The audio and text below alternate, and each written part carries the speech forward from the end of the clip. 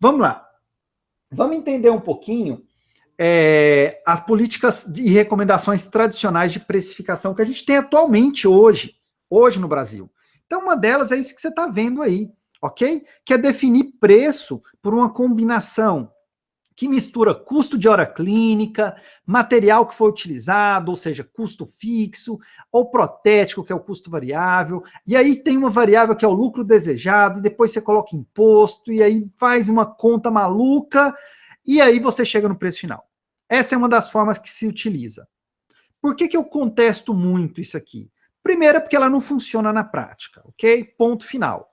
Se eu pudesse resumir, isso não funciona. Porque ele ignora falha, como, por exemplo, repetição, atraso de protético, você precisar de uma sessão adicional para atender o cliente. Ele ignora totalmente inadimplência, ignora totalmente variações, desconto, qualquer coisa que você oferece para o cliente. E eu destaco mais ainda a falha, que é para mim a principal, que é a falha em valorizar o conhecimento ou experiência adquirida pelo profissional ao longo do tempo. Eu acho que qualquer método que não valoriza o conhecimento e a experiência que um profissional adquire ao longo do tempo, ele está fadado a tornar a odontologia obsoleta, a tornar a odontologia ruim.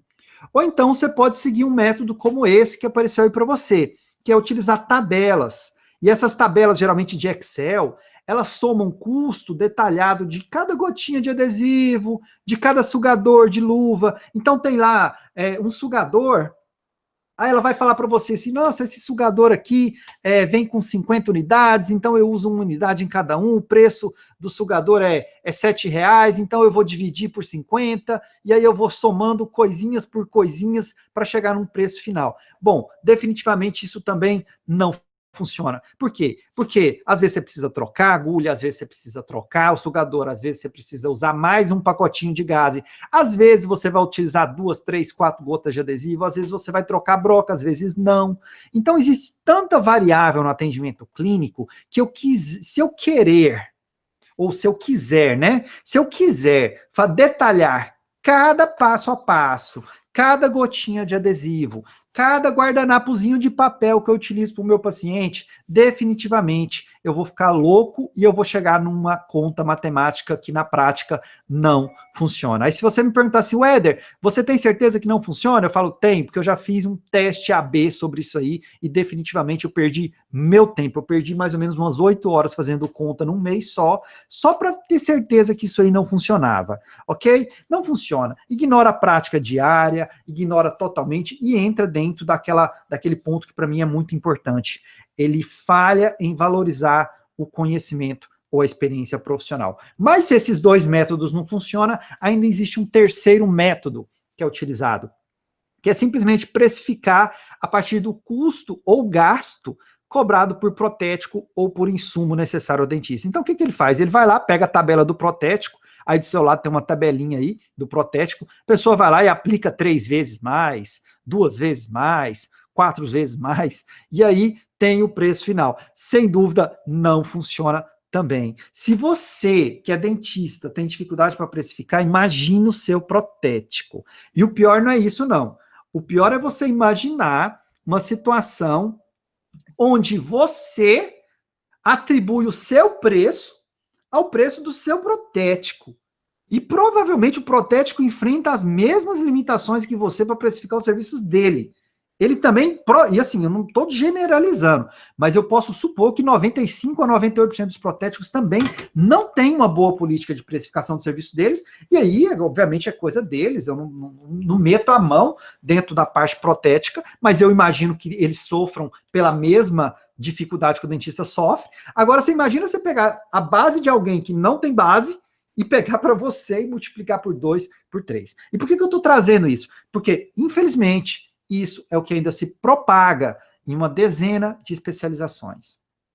Ainda é comum em mestrado, ainda é comum em doutorado, ainda é comum em palestras eu ouvir, e eu já ouvi muita gente boa, muita gente famosa, chegando e falar, você tem que cobrar 3 vezes o que o protético cobra. Isso, assim, ó, dói na minha alma quando eu escuto isso, porque a realidade de um doutor, de um dentista, para outro dentista, é totalmente diferente. A realidade do protético é diferente. Uma coisa é você cobrar 3 vezes o que o Romanini cobra. Outra coisa é você cobrar 3 vezes o que o outro protético ali da esquina cobra. São variáveis totalmente diferentes. E agora, imagina você utilizar ou tabelas dessas de Excel que eu mostrei, que fica lá contando gotinha de adesivo. Aí você conta gotinha de adesivo da marca X, que é mais viscosa. Então, a gota gigantesca, que a viscosidade é alta. Aí você troca, começa a usar um adesivo que tem uma viscosidade fina. Ou seja, a gotinha fica menor. Como é que você faz para lidar com uma tabela e chegar num preço final? E pior, essa tabela ela chega num preço e fala, tá bom, vai lá, deu R$30 a hora pela tabelinha. Ok. Se aquela tabelinha deu R$30, ela fala para você assim, aumenta R$20. Aí você fala, tá, mas por que R$20? Ah, não sei, por R$20. Bota R$20 a mais aí, é o preço que eu estou ganhando de lucro. Agora, se eu sou um recém-formado, talvez R$20 de lucro por um procedimento seja muito legal para mim. Talvez, tá? Agora, se eu sou um profissional com 10 anos de experiência, com 2 especializações, cobrando R$20, R$30 a mais, eu não consigo nem fazer minha especialização. Eu não consigo nem fazer a minha capacitação, ainda mais ter qualidade de vida, ainda mais poder lidar com uma coisa que é importantíssima, que é a curva de aprendizado ao longo do tempo. Eu não vou estar valorizando nada. Ou seja, o mercado vai ficando ruim. Então, se de repente você encontra alguns colegas que ainda utilizam esse tipo de trabalho, esse tipo de precificação, ou não utiliza nenhum tipo de precificação, a coisa fica meio assim, ó, o cara acorda segunda-feira, aí ele acorda atolado de problema, de situação, e fala, quer saber de uma coisa? Aumenta o preço, pega lá os preços dele e vai aumentando, mas ele não sabe por que ele está fazendo isso. Imagina que confusão que isso dá na sua vida ao longo do tempo. Imagina viver uma odontologia 30, 40, 50 anos trabalhando desse jeito. Definitivamente não é uma boa estratégia. E estratégia é uma coisa fundamental. Você não faz isso em mais nada no seu consultório. Para atender o seu paciente, você segue um método. Você faz anamnese. Para fazer um preparo cavitário, você segue um método. Para fazer um implante, você segue um método. Para instalar um aparelho, você segue um método. Para remover o aparelho, você segue um método.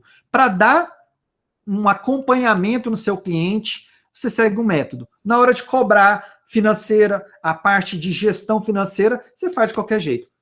Não funciona assim, ok? Isso você se expõe a um tipo de risco que eu gostaria muito que você parasse de fazer.